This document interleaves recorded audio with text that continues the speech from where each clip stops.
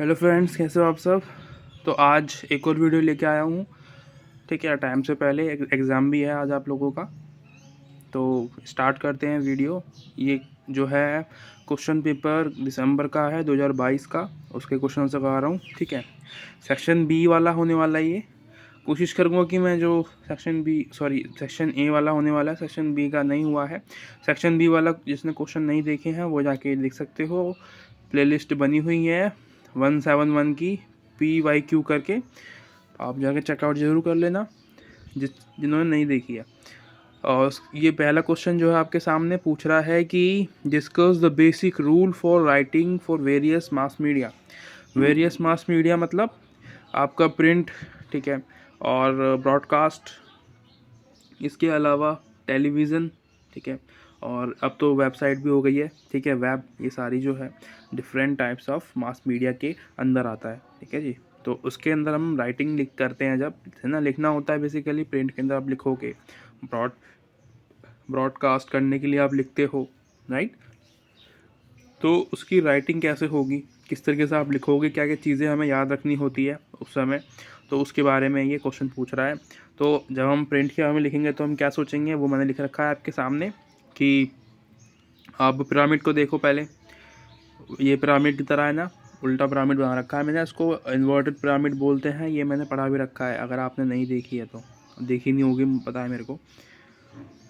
तो देखो, most newly information जो होती है, सबसे ऊपर वाला पहले देखो, वो सबसे पहले आती है, सबसे बड़ा जो है। ठीक है, उसके बाद नीचे आओ बीच वाले में, उसमें क्या होता है, इंपॉर्टेंट डिटेल्स होती है। मोस्ट इंपॉर्टेंट न्यूली इन्फॉर्मेशन सबसे नई होती है, वो आती है, उसके बारे में इन्फॉर्मेशन आती है। ठीक है, जो इम्पॉर्टेंट होती है सेकंड में, और थर्ड वाले पैराग्राफ में बहुत ज़्यादा जनरल चीज़ें होती हैं। ठीक है, जनरल चीज़ें मतलब जो कि यूनिवर्सल, यानी कि यूनिवर्सल चीज़ें होती हैं, वो आती है वहाँ पे, जो मोस्टली लोगों को पता होती है। पर जो नहीं पता है वो मोस्टली न्यू थिंग होती है, जो सबसे ऊपर आता है। ठीक है, ताकि लोग क्यूरियस हो उसको पढ़ने के लिए। ठीक है जी। जैसे आप अभी इग्नू की बुक पढ़ रहे होगे तो आपको समझ में नहीं आएगी समझ में। ठीक है, क्योंकि वो जो फर्स्ट पेज पे जो होता है ना, सबसे पहले आप उसको पढ़ रहे होते हो, तो वो सबसे मुश्किल टॉपिक्स होते हैं पहले में। जब नीचे आते रहते हो आप पढ़ते पढ़ते, उसके बाद आपको वो इजी लगता है ना। ऐसा लगता है कि मैंने ये पढ़ रखा है कहीं पे। तो ये ऐसा होता है इसमें। इसके बाद हमारा आता है राइटिंग फॉर ब्रॉडकास्ट। तो टाइमलाइन बहुत ज़रूरी होता है ब्रॉडकास्ट के अंदर, क्योंकि ये जो न्यूज़ आप देखते हो टीवी पे ब्रॉडकास्ट होती है, बेसिकली लाइव जो आता है, ये सेकंड्स में इनका काम होता है भाई। ठीक है, अब क्रिकेट देखते हो, ठीक है, इंडिया का, या फिर IPL आ रहे थे अभी, तो ये क्या थे, लाइव आ रहे थे, लाइव चल रहे थे, तो इसमें ब्रॉडकास्ट हो रहा था ऑनलाइन, लगातार ब्रॉडकास्ट हो रहा था। और वो लोग जहाँ पे जैसे छक्के लगते हैं तो उसका एक मैप बना के दिखाते हैं आप लोगों को, है ना।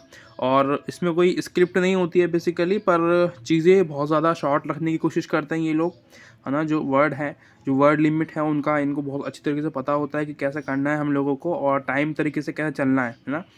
तो वो चीज़ें, इन्फॉर्मेशन का देना होता है, ना कि एक्सप्लेनेशन। रिपोर्टिंग में आप देखते हो जो टीवी में न्यूज़ रिपोर्टर्स होते हैं, वो रिपोर्ट करते हैं, आपको इन्फॉर्मेशन बताते हैं आसपास की चीज़ों का। वहाँ पे एक्सप्लेनेशन ज़रूरी नहीं होता, ठीक है, नहीं देते हैं वो लोग, और ना ही देना चाहिए। एक्सप्लेनेशन हम खुद से समझ सकते हैं, ठीक है। और लैंग्वेज जो होनी चाहिए वो कैसी होनी चाहिए, वो जैसे कि शॉर्ट हो, डायरेक्ट हो, क्लियर हो, ठीक है, प्रेसाइज हो, टू द पॉइंट हो। इसके अलावा हम आते हैं राइटिंग फॉर द टेलीविज़न में। तो टेलीविज़न डोंट, आपको बहुत ज़्यादा मतलब घुसना नहीं है उसके अंदर, ठीक है, क्योंकि विजुअल्स होते हैं उसमें, हमें कुछ बहुत ज़्यादा एक्सप्लेन करने की ज़रूरत नहीं होती जितना हम ब्रॉडकास्ट में करते हैं। ठीक है, जितना हम रेडियो वगैरह में करते हैं उतना हमें यहाँ पे करने की ज़रूरत नहीं होती है। ठीक है, उसके अलावा हमारा आता है फोर्थ पॉइंट, जो कि है वेब का। ठीक है, राइटिंग फॉर द वेब। तो वेब भी एक मास मीडिया का एक माध्यम बन गया है। हम अपने फ़ोन से वेब सर्च करके इंटरनेट से कुछ भी न्यूज़ पढ़ सकते हैं, इन्फॉर्मेशन गैदर कर सकते हैं, और इसको आप पॉज करके पढ़ लेना और राइट डाउन कर सकते हो अगर मन करे तो। उसके बाद आता है what are the different strategies employed to create on advertisement. ठीक है, स्ट्रेटजीज पूछ रहा है, यानी कि क्वेश्चन नंबर 2 है बेसिकली ये आपका, डिफरेंट टाइप्स ऑफ स्ट्रेटजीज का पूछ रहा है एडवर्टाइजमेंट के अंदर, ठीक है। तो स्ट्रेटजीज क्या होती है, जैसे कि गोल सेट करना होना चाहिए, पहले आपको पता होना चाहिए कि मुझे बेसिकली एडवर्टाइजमेंट देने की चीज़ के ऊपर है, ठीक है। तो आपका गोल क्या होगा कि मेरे को किस तरीके के कस्टमर्स को, ऑडियंस को ग्रैब करना है, ठीक है। उसके बाद हाँ, टारगेट ऑडियंस जो मैंने बताया अभी, देखो सिमिलर से ही पॉइंट्स होते हैं, पर आपको उन्हीं में ही तो खेलना है ना। अगर आप ऐसे सोचने लगो कि बिल्कुल ही अलग सोचोगे, आप कुछ अलग ही निकाल के लाओगे, तो ऐसा तो आप आंसर लिख ही नहीं पाओगे, ठीक है। तो थोड़ा बहुत चल जाता है ऊपर नीचे। उसके अलावा consider how your brand is viewed, आपका जो ब्रांड है वो कैसा देखा जाने वाला है, ठीक है। यानी कि जब आप एड्स बनाओगे टेलीविज़न पे, जब वो आएगी तो वो किस तरीके से दिखेगी, लोग उसकी इमेजिनेशन कैसे कर पाएंगे, ठीक है। वो सब आपको देखना होता है ना। ये स्ट्रेटजीज होती है। Test and track your campaign, ठीक है। तो कैंपेन यानी कि जो एड्स लगाते हैं उस पर कैंपेन। कंसिडर योर टाइमिंग, आपकी टाइमिंग चूज़ करना आपको आना चाहिए, जैसे कि आईपीएल की टाइम में जो एड्स के जो पैसे होते हैं ना, ठीक है, वो बहुत ज़्यादा कॉस्ट बहुत ज़्यादा होती है, जो कि क्योंकि आईपीएल लाखों करोड़ों लोग देखते हैं, ठीक है। इंडिया के अंदर बेसिकली अगर बात की जाए तो वहाँ पे आईपीएल के अंदर टाइमिंग बहुत इंपॉर्टेंट है। आपकी सेकंड्स की जो ऐड होती है उनके बहुत सारे पैसे आपको देने पड़ते हैं, जब इवन जो यूजुअल एड्स देखते हैं हम, उनके कॉस्ट इतना ज़्यादा नहीं होता, ठीक है। तो आस्क फॉर, उसके अलावा second point, ask for help. आप मतलब अगर आपके पास स्किल नहीं है तो आप लोगों से हेल्प मांगो, ठीक है, क्योंकि आप सब कुछ नहीं जानते, ठीक है। एक वेब डिज़ाइनर या फिर एक क्रिएटर या फिर एक आर्टिस्ट या फिर एक वीडियो एडिटर अपना काम कर सकता है, ठीक है। वो एक दूसरे के काम नहीं कर सकते, समझ रहे हो। तो इस तरीके से हेल्प मांगो आप अलग अलग लोगों से, उनकी जो स्पेशलिटी है वो अपनी स्पेशलिटी में काम करेंगे, ठीक है, क्योंकि आप नहीं कर पाओगे उतना अच्छा, वो कर लेंगे। ट्राई लो कॉस्ट एड्स, ठीक है, जितना काम हो सके उतना कम पैसों में आपको काम करना है। अगला आता है थर्ड क्वेश्चन। वीडियो बड़ा हो रहा है, मैं जल्दी से डिस्क्राइब कर दूंगा सब कुछ। Identify the principle and examine the process involved in news scripting for the broadcast media. तो कुछ 2-3 क्वेश्चन पूछ रहा है यहाँ पे। प्रिंसिपल पूछ रहा है, ठीक है, प्रोसेस पूछ रहा है, और स्क्रिप्ट पूछ रहा है किसका, ब्रॉडकास्टिंग का। तो मैंने पहले तो ब्रॉडकास्ट के बारे में सब कुछ एक ही बारे में लिख दिया है, ठीक है। न्यूज़ सिलेक्शन होता है, उसके अंदर आप सिलेक्ट कैसे करते हो वो मैंने लिख रखा है, टाइम के अकॉर्डिंग आपकी सिलेक्शन होती है, ठीक है। उसके अलावा इन्फॉर्मेशन देनी होती है, उसके अलावा ऑडियो, ठीक है, इम्पैक्ट बहुत ज़रूरी होता है एक अगर हम बात करें ब्रॉडकास्ट के अंदर, क्योंकि रेडियो पे चलने वाला होता है। और राइटिंग फॉर, देखो ब्रॉडकास्ट वैसे भी होता है और वैसे भी होता है, ठीक है। उसके अलावा वैसे मतलब टीवी पे और रेडियो पे, ठीक है। अब फ़ोन पे देखते हो वो पॉडकास्ट होता है, इस तरीके से। राइटिंग फॉर ब्रॉडकास्ट, तो इसके लिए अगर हम राइट करेंगे तो कैसे लिखेंगे, जो प्रिंट जो मीडिया के जर्नलिस्ट होते हैं उनके अंदर उसमें 5 तरीके के WS होते हैं, यानी कि वाई, हाउ, वाज, वेयर, ठीक है, इस तरीके की चीज़ें होती हैं, क्वेश्चंस होते हैं। पर ब्रॉडकास्ट के अंदर 5 C's होते हैं। C's मतलब करेक्टनेस, क्लैरिटी, कंसाइज और कलर। कलर है ये, क्या है, कुछ ऐसे ही कलर समझ लो आप। तो ये होता है, ठीक है। आगे चलते हैं। और कन्वर्सेशनल स्टाइल होनी चाहिए आपकी, ठीक है, यानी कि जब आप उसमें ब्रॉडकास्ट में बना रहे हो तो बातें करके आपको एक्सप्लेनेशन देनी है, आपको इन्फॉर्मेशन देनी है, सही, ठीक है। उसके अलावा जो ब्रॉडकास्ट की न्यूज़ होती है वो आपके कानों के लिए लिखी जानी चाहिए, ना कि आपकी आंखों के लिए, क्योंकि वो रेडियो पे होती है, ठीक है। और if you can communicate with 5 words don't use than 10 words, sorry.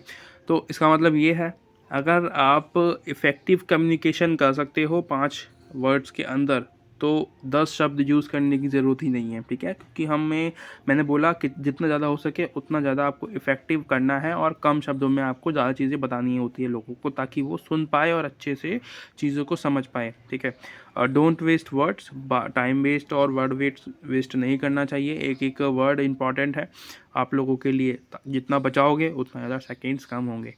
Use short and simple sentence, उसके इसमें क्या होता है, यानी कि रिपीट नहीं करना है आपको। अवॉइड क्लिचेस, यानी कि जो मुहावरे वगैरह आप बोलते हो, चुटकुले बोलते हो ब्रॉडकास्ट के अंदर, वो नहीं बोले जाते हैं ना, आप सुनते भी नहीं हो वो। ओनली मेंटेन नेसेसरी, यानी कि जो ज़रूरी है वही आपको रखना है, अदरवाइज उसको हटा दो सब कुछ जो फालतू है। इंश्योर क्लैरिटी, देखो कि उसमें क्लैरिटी है नहीं है।